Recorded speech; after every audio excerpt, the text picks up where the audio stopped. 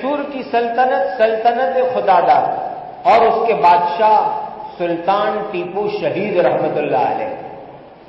اور سلطان ٹیپو شہید رحمت اللہ علیہ کون تھے؟ ان کے بارے میں ایک جملہ کہوں گا. آپ نے ان کی تصویر دیکھی ہوگی، چہرے پر داڑھی نہیں ہے، غلط تصویر ہے. حضرت شیخ الاسلام مولانا سید حسین احمد مدنی رحمت اللہ علیہ نے خود لکھا ہے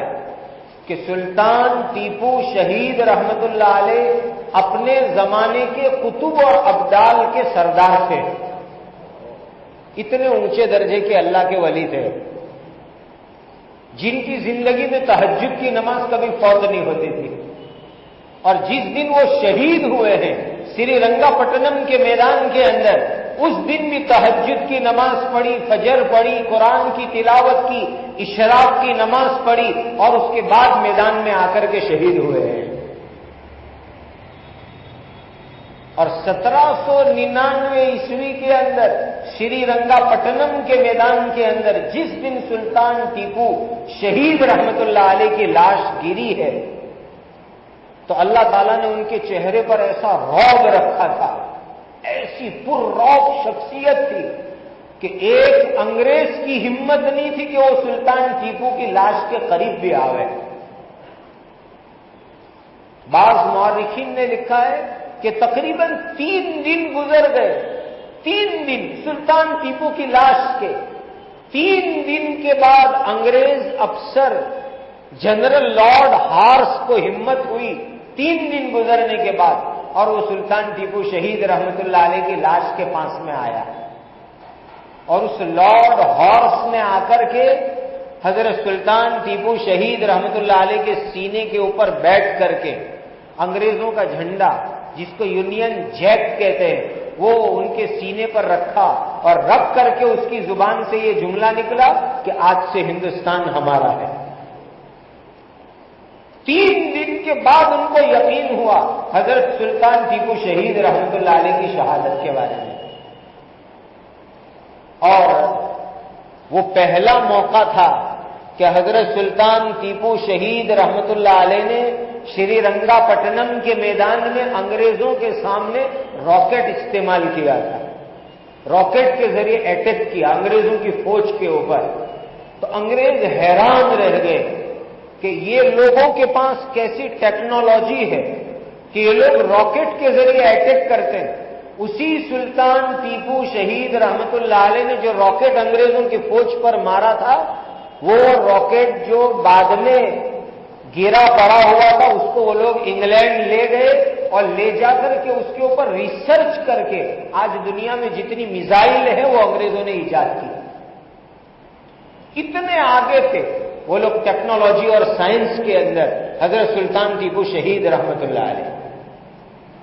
اور 1799 کے اندر شری رنگا پٹنم کے میدان میں جب میسور کی حکومت ختم ہوئی اس کے بعد انگریزوں کی ہمت بڑھی اور وہ دلی کی طرف آگے بڑھے. اور جب وہ دلی کی نیت سے آگے بڑھے تو سب سے پہلے 1806 عیسوی کے اندر حضرت شاہ عبدالعزیز صاحب محدث دہلوی رحمت اللہ علیہ جو دلی کے قبرستان مہدیان میں بیٹھ کر کے حدیث پاک پڑھاتے تھے، انہوں نے وہاں بیٹھ کر کے سب سے پہلے فتویٰ لکھا کہ ہندوستان آج سے غلام بن چکا ہے اور اس کو آزاد کرانا ہم سب کا بنیادی فریضہ ہے. حضرت نے فارسی زبان کے اندر فتویٰ لکھا. اس وقت فارسی زبان ہمارے ملک کی راشٹر بھاشا تھی، نیشنل لینگویج اس زمانے میں پرسین تھی، فارسی زبان تھی. فارسی میں حضرت نے فتویٰ لکھا کہ ہمارا ملک غلام ہو گیا اور انگریزوں کے پاس سے اس کو آزاد کرانا ہمارا بنیادی فریضہ ہے. حضرت شاہ عبدالعزیز صاحب نے جب یہ فتویٰ دیا پورے ملک کے اندر آگ لگ گئی اور پورے ملک کے اندر ایک شور مچ گیا اور لوگوں کے اندر انگریزوں کے سامنے کھڑے ہونے کی ایک ہمت پیدا ہوئی. اور یہی چیز آگے بڑھتے بڑھتے 1857 عیسوی کے اندر پورے ملک کے اندر انگریزوں کے خلاف جو ہے زبردست لڑائی ہوئی. اور اس موقع کے اوپر حالات یہ ہوئے ہم اس کو بیان نہیں کر سکتے. ایک इतिहास लिखने वाले हिंदू पंडित मेवाराम गुप्ता, उनकी किताब है, चौपड़ी है उनकी लिखी हुई, मुस्लिम मुजाहिदीन, उसके पेज नंबर 220 के ऊपर खुद पंडित मेवाराम गुप्ता लिखते हैं कि 1857 की लड़ाई के अंदर 55,000 मौलवियों को अंग्रेजों ने फांसी दी। एक दो नहीं, 55,000 मौलवियों को अंग्रेजों ने फांसी दी। और दिल्ली से लेकर मेरठ तक पूरे रास्ते के ऊपर जितने भी दरख्त थे, वो दरख्त के ऊपर फांसी के माचड़े लटकाए गए, फांसी की रस्सियां लटकाई गई, और जो भी दाढ़ी वाले, कुर्ते वाले, आलिम दीन नजर आते उनको पकड़ते और उसके ऊपर लटका देते थे। और आगे दूसरी बात लिखते, खुद पंडित मेवाराम गुप्ता ने अपनी इस चौपड़ी में लिखा है कि 55,000 मौलवियों को और 5 लाख मुसलमानों को अंग्रेजों ने कत्ल किया 1857 के अंदर। इस 1857 में इस कदर कत्ले आम, और ऐसे भी कत्ल नहीं करते थे, वो मुसलमान उलमा को पकड़ते थे और पकड़ने के बाद उनको बदन के ऊपर सुई चुभोते थे, किसी को जिंदा चाकू छुरी से काटते थे, किसी के पेट को चीरते थे, किसी के ऊपर सांप बिच्छू मुसल्लत करते थे। बड़े जालिमाना अंदाज के अंदर उलमाए दीन को अंग्रेजों ने कत्ल किया है। और उसी जमाने के अंदर हमारे सारे अकाबिर, हमारे सारे बुजुर्गान दीन, आज जिनके नाम के ऊपर हम दम लेते हैं, सांस भरते हैं, हजरत मौलाना मोहम्मद कासिम साहब नानोतवी रहमतुल्लाहि ताला अलैह, और हजरत मौलाना रशीद अहमद गंगोही रहमतुल्लाह अलैह, और हजरत हाजी इमदादुल्लाह साहब मुहाजिर मक्की रहमतुल्लाह अलैह, हजरत हाफिज जामिन शहीद रहमतुल्लाह अलैह, हजरत मौलाना मोहम्मद मजहर साहब नानोतवी रहमतुल्लाह अलैह, ये वो हमारे अकाबिर थे कि जिन्होंने मेरठ के बाजू में शामली के मैदान में अंग्रेजों के सामने जबरदस्त जंग लड़ी है। और ऐसी जंग लड़ी कि अंग्रेजों को वहां शामली के मैदान में हरा दिया, मजबूर किया भागने के ऊपर। और उस मौके के ऊपर जब बाद में चल करके कुछ गद्दारों की वजह से हालात ने पलटा खाया और हमारे बहुत से अकाबिर उस मौके पर शहीद हुए, तो अजीब अल्लाह की कुदरत उन्होंने अपनी आंख से देखी। हजरत मौलाना मोहम्मद मजहर साहब नानोतवी रहमतुल्लाह अलैह, जिनके नाम पर मदरसा मज़ाहिरुल उलूम सहारनपुर है, हजरत अपनी जिंदगी के आखिरी दिनों तक हजरत भी उस जंग में शरीक हुए, लेकिन बच गए थे, जख्मी हुए थे, बच गए थे, अपने होठ को चूसते रहते थे, चबाते रहते थे। किसी ने एक मर्तबा पूछा कि हजरत आप अपने होठ को क्यों चूसते हैं, चबाते हैं, ये तो पागलों जैसा लगता है। तो हजरत मौलाना मोहम्मद मजहर साहब नानोतवी रहमतुल्लाह अलैह ने फरमाया कि 1857 की जंग में हम अंग्रेजों के सामने लड़ने के लिए निकले और हमारे बहुत से साथी शहीद होकर के जमीन के ऊपर गिरे, मैं भी जख्मी होकर के जमीन के ऊपर गिर गया। तो देखा कि जन्नत में से हूरे जन्नत के प्यालों के अंदर जन्नत का पानी लेकर के तमाम शहीदों को पिलाने के लिए उतरी हुई है। और वो हूरे आकर के जितने भी शहीद थे, हजरत हाफिज जामिन शहीद रहमतुल्लाह अलैह का, उन लोगों को वो जन्नत के प्यालों से पानी पिला रही थी। का एक हूर जन्नत की मैं आंखों से देख रहा हूं, वो दौड़ करके मेरे पास आई और उसने मेरे होंठ से प्याला लगाया मुझे पिलाने के वास्ते। तो दूसरी हूर ने उसको आवाज लगाई, नहीं, इनको पिलाना नहीं है, ये अभी शहीद नहीं हुए हैं, ये जख्मी हैं, ये अभी जिंदा है, इनके लिए पानी नहीं है। तो उस हूर ने फौरन कटोरा हटा लिया। तो कहा वो जन्नती कटोरा था और जन्नत की नेमत फानी नहीं है, बाकी है। तो वो जो उसने होंठ के साथ वो कटोरा लगा दिया, तो उसमें मुझे वो मजा आया कि जिंदगी की आखिरी घड़ी तक वो मजा होंठ पर बाकी रहा। और उस मैदान में हजरत हाफिज जामिन शहीद रहमतुल्लाह अलैह शहीद हुए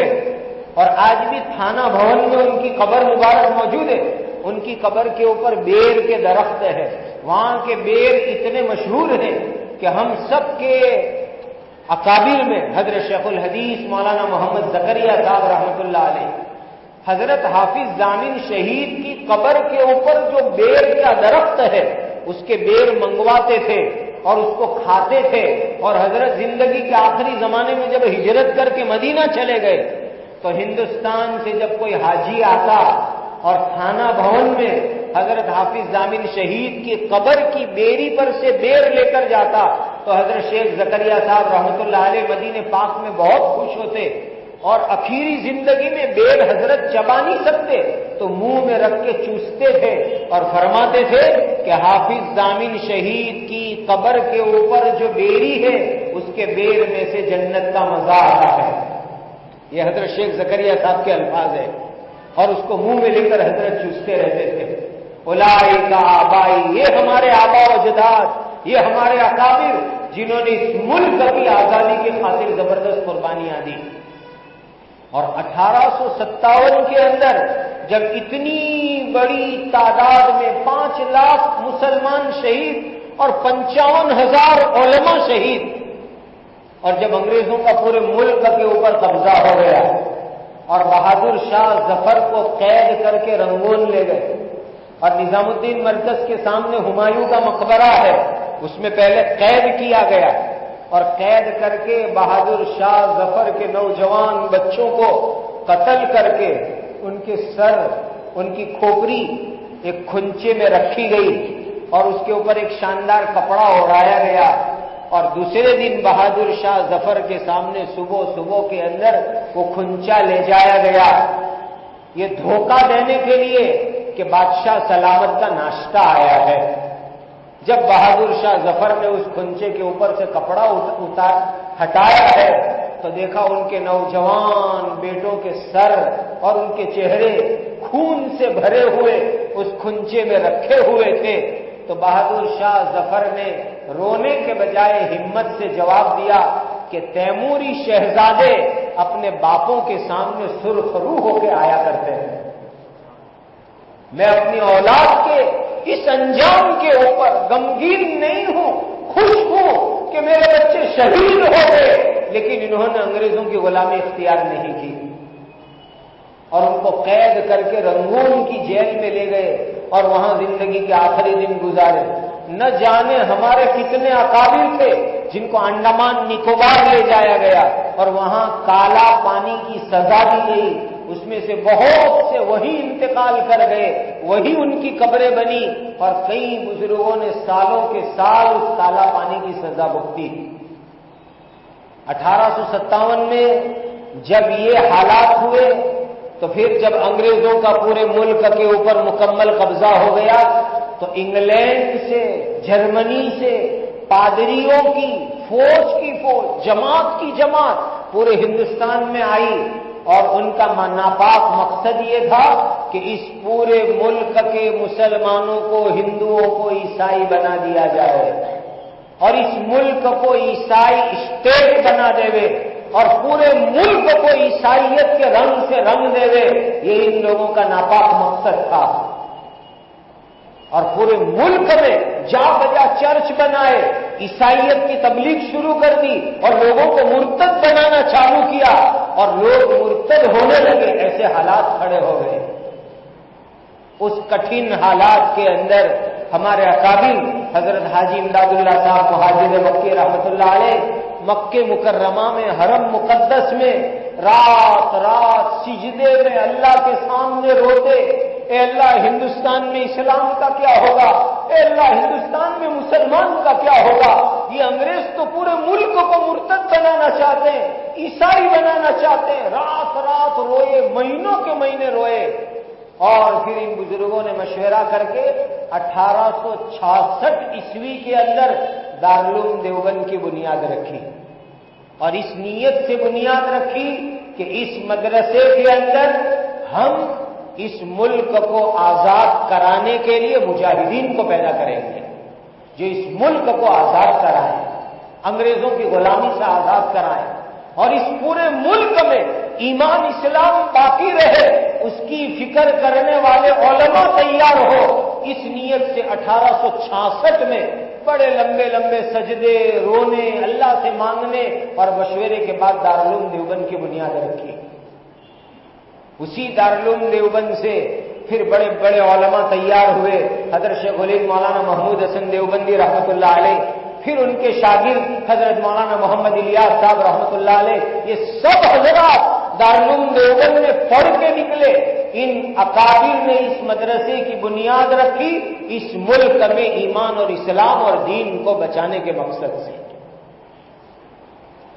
اس کے بعد بھی ہمارے اکابر غافل نہیں رہے۔ دارالعلوم دیوبند کے پہلے عالم اور پہلے شیخ الحدیث حضرت شیخ الہند مولانا محمود حسن دیوبندی رحمۃ اللہ علیہ، اتنے زبردست عالم دین، اتنے زبردست اللہ کے ولی، اتنے بڑے ہندوستان کی آزادی کے ہیرو، عجیب انسان تھے، ایک سنگل باڈی کا انسان، لیکن دل کے اندر اللہ کی محبت، امت کا فکر اور قرآن ایسا کہ 1878 سے لے کر 1916 تک 40 سال مکمل اس ملک کی آزادی کے خاطر حضرت نے قربان کر دی۔ ایک طرف دیوبند میں بیٹھ کر حدیث پڑھاتے، دوسری طرف پورے ملک کی آزادی کی فکروں کو لے کر کے چلتے، اور حضرت نے ریشمی رومال تحریک چروڑ چلائی، جس کے نتیجے میں 1917 کے اندر حضرت شیخ الہند رحمۃ اللہ علیہ اور ان کے 223 ساتھیوں کو گرفتار کیا گیا، اور گرفتار کر کے مالٹا میں لے جا کر کے قید کیا گیا۔ آج ہم فخر کے ساتھ کہہ سکتے ہیں کہ اس ملک کی آزادی کے خاطر اگر کسی کو ہندوستان سے دور یورپ میں لے جا کر اگر جیل کی سزا کی گئی تو وہ ہمارے اکابر حضرت شیخ الہند مولانا محمود حسن دیوبندی، شیخ الاسلام مولانا سید حسین احمد مدنی، حضرت مولانا عبید اللہ سندھی اور حضرت مولانا عزیر گل، حضرت مولانا نافع گل، اس ملک کی آزادی کے یہ وہ ہیرو ہیں کہ جن کو یورپ میں لے جا کر کے جیل کے اندر بند کیا گیا۔ 1917 سے لے کر 1920 تک ان کو وہاں جیل کے اندر سخت سزا دی گئی، اور یورپ کا وہ ایک آئرلینڈ ٹاپو مالٹا جس میں برف ہوتی تھی، حضرت شیخ الہند رحمۃ اللہ علیہ ان کے ساتھیوں کو 3.5 سال تک سخت سزائیں دی گئی۔ ایسی خطرناک سزا دی گئی کہ جس چھوٹی سی کوٹھڑی میں حضرت مدنی کو، حضرت شیخ الہند کو رکھا گیا تھا، اس میں بڑے بڑے زہریلے سانپ انگریز لوگ چھوڑتے تھے۔ بڑے زہریلے سانپ جب آتے تو حضرت شیخ الہند رحمۃ اللہ علیہ حضرت مدنی سے کہتے، حسین احمد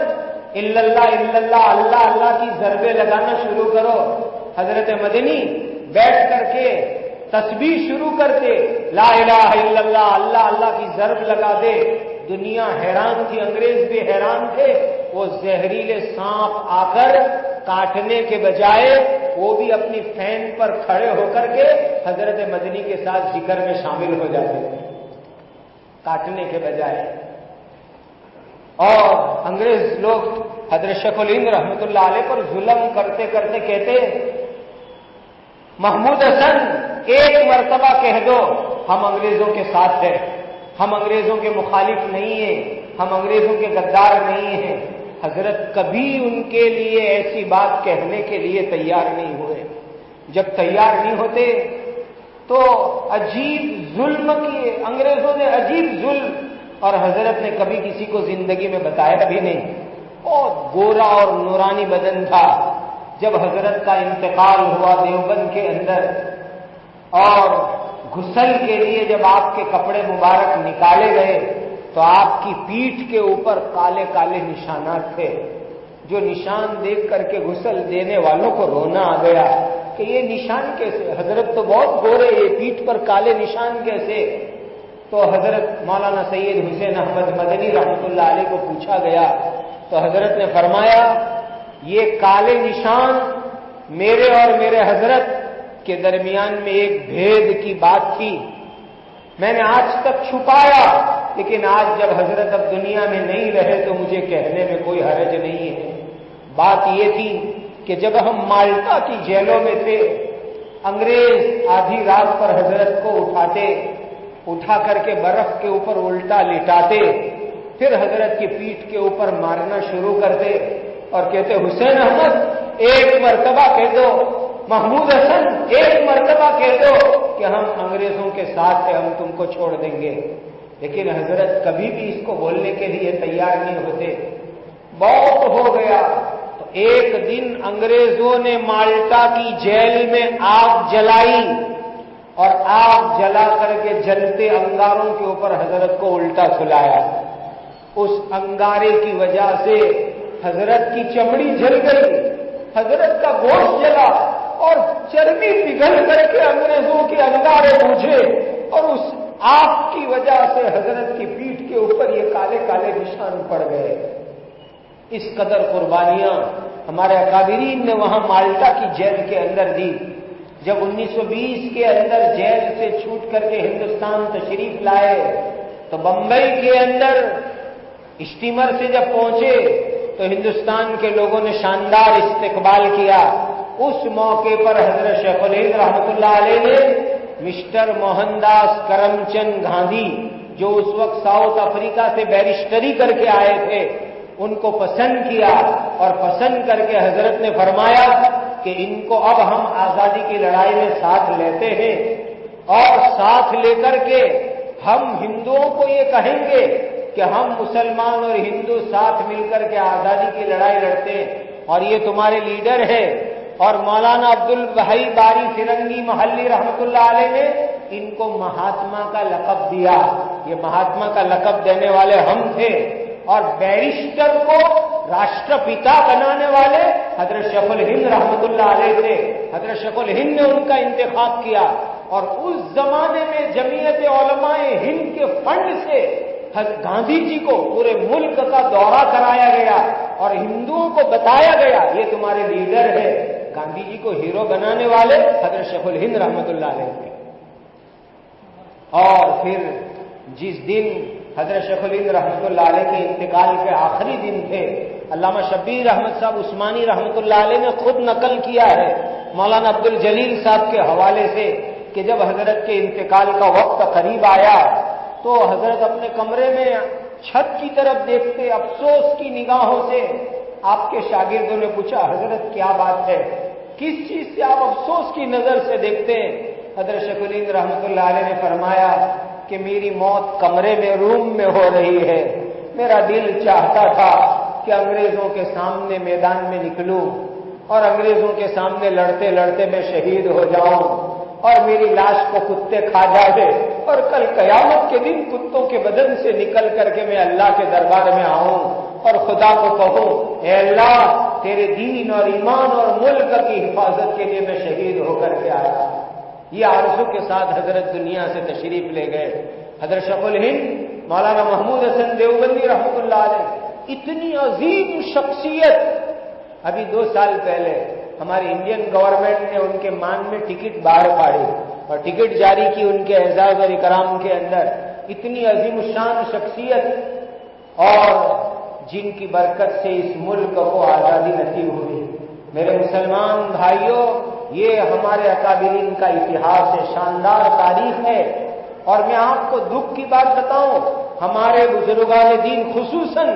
उस जमाने के जमीयत उलमाए हिंद के जिम्मेदार हजरत मौलाना सैयद हुसैन अहमद मदनी, हजरत मौलाना सैयद अबुल कलाम आजाद, हजरत मौलाना मोहम्मद हिफ्जुर रहमान साहब सिहारवी रहमतुल्लाह अलैह, हजरत मौलाना सैयद मोहम्मद मियां साहब रहमतुल्लाह अलैह, ये वो हजरात थे जिन्होंने इस मुल्क की पार्टीशन का विरोध किया था और आखिरी घड़ी तक आवाज लगाई कि हम पाकिस्तान बनाना नहीं चाहते, हम तो चाहते हैं कि हमारा भारत देश एक रहे, अखंड भारत एक रहे। उस जमाने में इंडियन नेशनल कांग्रेस और महात्मा गांधी जी, सरदार वल्लभ भाई पटेल, इन लोगों ने देश के भागले को मंजूर किया। लेकिन आज हम छाती ठोक के कह सकते हैं हमारे बुजुर्गों ने देश के भागले को मंजूर नहीं किया था कि हमको पाकिस्तान नहीं चाहिए, हमको मुल्क के टुकड़े हो वो हमको नहीं चाहिए, हम तो चाहते मुल्क एक बाकी रहे, अखंड भारत रहे। ये हमारे बुजुर्गों की आवाज थी। मेरे भाइयों, 1757 سے 1857 اور 1857 سے 1947 190 سال تک اس ملک کی آزادی کے لیے ہمارے بزرگوں نے قربانیاں دی اور عظیم الشان قربانیوں کی برکت سے ہمارا ملک آزاد ہو گیا۔ حیرت ہے کہ آج ہم مسلمان ہی نہیں پڑھتے، ہمارے بزرگوں کی قربانی کو ہم ہی نہیں جانتے۔ میں آپ کو ایک تعجب کی بات بتاؤں، میرے ایک دوست ہے مولانا اقبال بوکڑا صاحب، انہوں نے گجراتی میں ایک چھوٹی سی پستکا لکھی، 1857 સ્વતંત્ર સંગ્રામમાં મુસ્લિમોનો ફાળો اور ایک ریفرنس کے ساتھ انہوں نے پستکا لکھی۔ وہ اتنی پرفیکٹ انہوں نے وہ پستکا لکھی کہ ہمارے دیش کے اس وقت کے وڑا پردھان جی کو وہ پستکا پہنچی تو وہ اتنے خوش ہوئے کہ انہوں نے بلا کر کے اپنے ہاتھ سے ان کو ایوارڈ دیا۔ آپ حیرت میں پڑو گے کہ سب لوگ جانتے ہیں ہمارے بزرگوں کی کیا قربانی ہے، لیکن افسوس سب افسوس ہم مسلمانوں کو معلوم نہیں۔ میرے دینی بھائیوں، ہمارے بزرگوں کی قربانیوں کو جاننا ہماری بہت بڑی ذمہ داری ہے کہ ہم پڑھیں ان کی قربانیوں کو، جن کی قربانیوں کی برکت سے آج ہم لوگ اس ملک کے اندر موجود ہیں اور جن کی برکت سے آج اس ملک میں ہم زندہ ہیں۔ یہ جتنے بھی اس وقت دینی محنتیں ہیں، مدرسوں کی لائن سے، مکاتب کی لائن سے، خانقاہ کی لائن سے، دعوت و تبلیغ کی لائن سے، اللہ پاک کی قسم ان بزرگوں کی قربانیوں کی برکت ہے۔ اس وقت 1947 میں حالات یہ تھے، سب لوگ پاکستان چلو پاکستان چلو پاکستان بھاگنے کے چکر کے اندر تھے۔ ہمارے ان بزرگوں نے اعلان کیا، مولانا آزاد نے دلی کی جمعہ مسجد کے صحن کے اندر سے آواز لگائی، اے مسلمانوں، کس کے حوالے چھوڑ کر کے تم پاکستان جانے کی باتیں کرتے ہو؟ یہ دلی کی چاند لال جمعہ مسجد، یہ قطب مینار، یہ دارالعلوم دیوبند، یہ تم کو تلاش کریں گے، تم کس کے حوالے کر کے تم یہاں سے پاکستان جانے کی باتیں کرتے ہو؟ اور ان لوگوں کو ہمت دلائی، ہمیں نہیں جانا ہے، ہمیں اسی ملک کے اندر رہنا ہے اور اسی ملک میں رہ کر کے ہمیں اپنے دین کی حفاظت کرنی ہے۔ اللہ تعالیٰ ہماری ان تمام اکابر کی قبروں کو نور سے منور فرمائیں، ان کے درجات کو جنت الفردوس میں بلند فرمائیں۔ حضرت شیخ الہند رحمۃ اللہ علیہ جب مالٹا سے آئے ہیں جیل سے چھوٹ کر کے، تو انگریزوں نے بڑی لالچیں دی کہ حضرت اب خانقاہ میں بیٹھ کر اللہ اللہ کرو اور مدرسے میں بیٹھ کے حدیث پڑھاؤ۔ تو حضرت نے جواب دیا کہ میں مالٹا سے اس لیے نہیں آیا کہ ایک کونے میں بیٹھ جاؤں، میں تو اس لیے آیا ہوں کہ میں بوڑھا ہو گیا، چل نہیں سکتا، تو میں اپنے شاگردوں کو کہوں گا کہ مجھے ایک پلنگ پہ بٹھاؤ اور میری پلنگ کو اپنے کندھے پہ اٹھاؤ اور میں پلنگ پر بیٹھ کر کے پورے ملک کا سفر کروں گا اور مسلمانوں کو، ہندوؤں کو کہوں گا کہ انگریزوں کا ساتھ دینا حرام ہے، انگریزوں کو ملک سے بھگانا ہمارا فرض ہے۔ میں اعلان کروں گا، میں چین سے نہیں بیٹھوں گا۔ اور حضرت شیخ الہند رحمۃ اللہ علیہ نے آواز لگائی، جس ملک میں انگریزوں کی حکومت ہوتی ہے اس ملک میں مجھے مرنا تو کیا، مجھے سانس لینا تو کیا، مرنا بھی پسند نہیں ہے، مجھے مرنا بھی گوارا نہیں ہے۔ یہ وہ ہمارے اکابر تھے۔ اور جب 1939 کے اندر فتویٰ دیا گیا کہ انگریزوں کی فوج میں بھرتی کرنا حرام ہے، کوئی ہندو ہو کہ مسلمان ہو انگریزوں کی فوج میں شامل نہ ہو، تو اس فتوے کی بنیاد کے اوپر کراچی کی کورٹ کے اندر حضرت مدنی رحمۃ اللہ علیہ کے خلاف مقدمہ چلایا گیا، کیس چلایا گیا۔ تو انگریز جج حضرت مدنی سے پوچھتا ہے، حسین احمد تم نے یہ فتویٰ دیا کہ انگریزوں کی فوج میں بھرتی کرنا حرام ہے؟ تو حضرت مدنی رحمۃ اللہ علیہ نے فرمایا، ہاں میں نے کہا ہے اور ابھی آپ کے سامنے بھی کہتا ہوں، اور جب تک زندہ رہوں گا وہاں تک کہوں گا کہ انگریزوں کی فوج میں بھرتی کرنا حرام ہے۔ تو بازو میں جو ساتھی لوگ تھے کہنے لگے، حضرت ذرا الفاظ بدل دو ورنہ سزا بہت سخت ہو جائے گی۔ حضرت نے فرمایا، نہیں، انگریز جج کہتا ہے حسین احمد آپ کو معلوم ہے آپ کے اس فتوے کی سزا کیا ہو سکتی ہے؟ تو حضرت مدنی رحمۃ اللہ علیہ، اللہ ان کی قبر کو نور سے منور فرمائے اور ان اپنے نیک بندوں کی جماعت میں اللہ قیامت کے دن ہمارا حساب فرمائے۔ حضرت مدنی رحمۃ اللہ علیہ نے اپنی تھیلی میں سے کفن نکالا اور کفن نکال کر کے انگریز جج کے ٹیبل کے اوپر رکھا اور ٹیبل پہ رکھ کے فرمایا میرے اس فتوے کی کیا سزا ہو سکتی ہے مجھے معلوم تھا، اسی لیے میں دیوبند سے کفن ساتھ لے کے آیا ہوں تاکہ کراچی والوں کو میرے کفن کی فکر کرنے کی ضرورت نہ پڑے۔ یہ وہ ہمارے اکابر تھے۔ پتا پتا بوٹا بوٹا حال ہمارا جانے ہے، جانے نہ جانے گل ہی نہ جانے باغ تو سارا جانے ہیں۔ اسی کو خدا نے فرمایا من المؤمنین رجال صدقوا ما عاهدوا الله علیہ، اللہ کے بندے جنہوں نے جو وعدہ کیا تھا سچ کر کے دکھلایا۔ ان الذین قالوا ربنا اللہ ثم استقاموا، اللہ کے دین کے لیے جم گئے اور انہوں نے قربانیاں دے کر کے بتلا دیا ہم کتنے وطن سے محبت کرنے والے ہوتے ہیں۔ میرے مسلمان بھائیوں، ہمارے ان بزرگوں نے بڑی قربانی سے ہمارے اس ملک کو، وطن کو آزاد کرایا۔ آج اس ملک کی ترقی، اس کی پرگتی، اس کو بچانے کی بھی ہم مسلمانوں کو ذمہ داری نبھانی ہے۔ آج ہم دنیا کو سنانا ہے، ہمارا قرآن ہم کو یہ سبق دیتا ہے وَكَتَبْنَا فِيهَا أَنَّ النَّفْسَ بِالنَّفْسِ أَنَّهُ مَنْ قَتَلَ نَفْسًا بِغَيْرِ نَفْسٍ أَوْ فَسَادٍ فِي الْأَرْضِ فَكَأَنَّمَا قَتَلَ النَّاسَ جَمِيعًا۔ ہم امن چاہتے ہیں، شانتی چاہتے ہیں، ہم لڑائی نہیں چاہتے، ہم آتنکواد کو نہیں چاہتے، ہم آتنکواد کے مخالف ہیں۔ ہمارا دین ہم کو آتنکواد نہیں سکھاتا، ہمارا دین امن سکھاتا ہے، محبت سکھاتا ہے۔ اسلام لوگوں کی جان کو بچانا سکھاتا ہے، لوگوں کی جان کو برباد کرنا اسلام نہیں سکھاتا۔ اللہ تعالی ہم سب کے اکابر کی قبروں کو نور سے منور فرمائے، ان کے درجات کو جنت الفردوس میں بلند فرمائے۔ صبح قیامت تک اس ملک میں اللہ امن چین سکون قائم اور دائم اور باقی فرمائے، اور اسلام اور اہل اسلام کو اللہ ترقی عطا فرمائے۔ وآخر دعوانا الحمد للہ رب